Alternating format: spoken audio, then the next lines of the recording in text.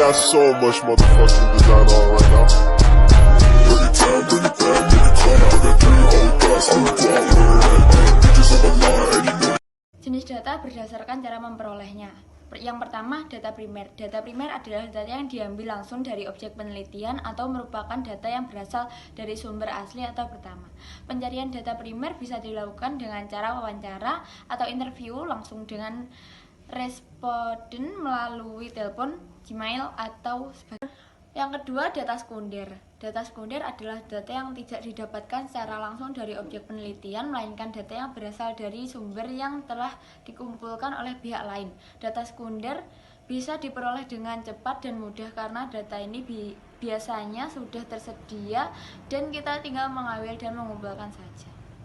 Untuk pembagian jenis data berdasarkan sifat data. Untuk yang pertama ada data diskrit, yaitu data yang nilainya adalah bilangan asli, contoh nilai mata uang rupiah dari waktu ke waktu dan lain sebagainya. Untuk yang kedua ada data kontinu. Data kontinu adalah data yang nilainya ada pada suatu interval tertentu atau berada pada nilai yang satu. Untuk yang selanjutnya jenis data menurut waktu pengumpulannya. Yang pertama ada data cross section, yaitu data yang menunjukkan titik waktu tertentu, contohnya laporan keuangan pada 31 Desember 2006, data pelanggaran PT PLN bulan April 2006, dan lain sebagainya. Yang kedua ada data time series atau berkala, yaitu data yang datanya menggambarkan sesuatu dari waktu ke waktu atau periode secara historis. Contoh data time series adalah data perkembangan nilai tukar rupiah terhadap dolar Amerika dari tahun 2005 sampai 2006.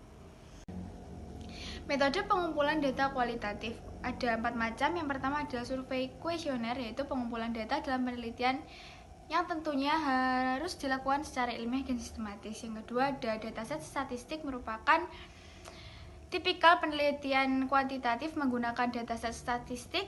Ini merupakan penggunaan data yang sudah tersedia. Yang ketiga ada wawancara, yaitu metode ini biasanya digunakan dalam riset kuantitatif maupun kualitatif.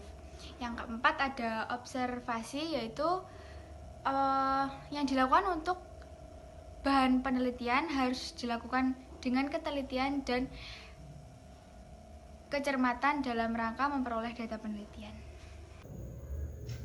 Oke, di sini saya akan menjelaskan tentang metode pengumpulan data kualitatif. Dan yang pertama adalah survei kuesioner. Pengumpulan data dalam penelitian tentunya harus dilakukan secara ilmiah dan sistematis. Peneliti melakukan survei dengan cara menyebar kuesioner atau angket sebagai instrumen penelitian. Kuesioner menjadi wadah yang efektif dan efisien untuk mengumpulkan data yang akan diukur secara numerik. Dan yang kedua adalah data set statistik. Menggunakan data set statistik merupakan tipikal peneliti kuantitatif. Penggunaan data set statistik ini merupakan penggunaan data yang sudah tersedia. Dataset yang digunakan biasanya sudah dikumpulkan oleh pihak ketiga yang memiliki otoritas.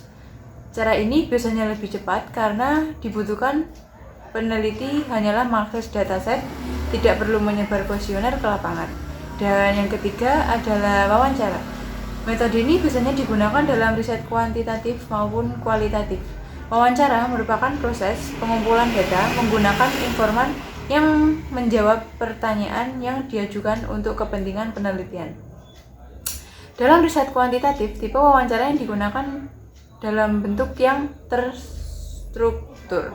Dan yang keempat adalah observasi. Observasi yang dilakukan untuk bahan penelitian harus dilakukan secara ketelitian dan kecermatan dalam rangka memperoleh data penelitian. Praktik observasi melibatkan pengarahan beberapa indera peneliti, terutama penglihatan dan pendengaran untuk menangkap fenomena di sekitar yang bisa dijadikan data. Yang selanjutnya ada 2, yaitu konsep perlindungan data privasi dan visualisasi data. Yang pertama, konsep perlindungan data mengisyaratkan bahwa individu memiliki hak untuk menentukan apakah dia akan bergabung dengan masyarakat dan akan membagikan atau bertukar data pribadi di antara mereka. Nah, konsep hak privasi populer pada tahun 1890 ketika Samuel dan Lewis menulis esai berjudul The Right to Privacy yang diterbitkan oleh Harvard Law Review. bahwa hak ini harus dilindungi oleh hukum yang ada sebagai bagian dari masalah hak asasi manusia. Yang kedua, ada visualisasi data yang merupakan tampilan berupa grafis atau visualisasi dari informasi dan data. Dalam penerapannya, visualisasi data kerap menggunakan beberapa elemen visual seperti grafik, bagan, hingga peta. Tujuan utama dari visualisasi data adalah untuk mengkomunikasi informasi secara jelas dan efisien kepada pengguna lewat grafik informasi yang dipilih seperti tabel dan grafik.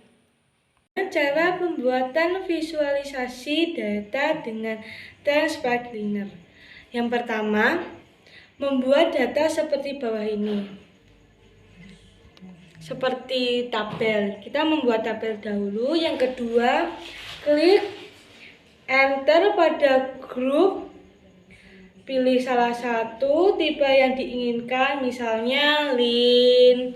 Kan di sini pilihannya ada banyak. Misalnya kita membuat lin.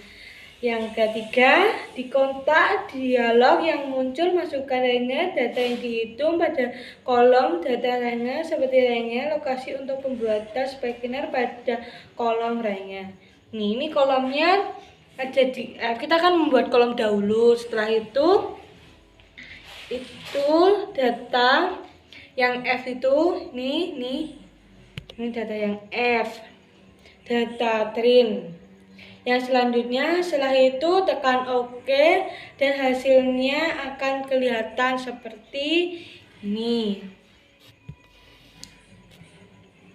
Setelah itu jika ingin mengganti tipe Spanner, klik desi pada grup tipe, pilih tipe yang Anda inginkan.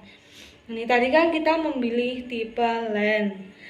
Jika ingin menjelaskan bagian tertentu, klik tab desi pada grup now, beri centang bagian yang diinginkan. Ini kan ini ada 6. Nah, ini kita pilih salah satu yang kita inginkan, kita centang. Setelah itu, dan jika ingin menggantikan, klik tab desi pada grup Stina, pilih model yang kita inginkan. Nih seperti petir-petir itu ada 8 yang nggak salah atau 7. Sekian, ini cara pembuatan visualisasi pada dengan Transpagliner. Terima kasih.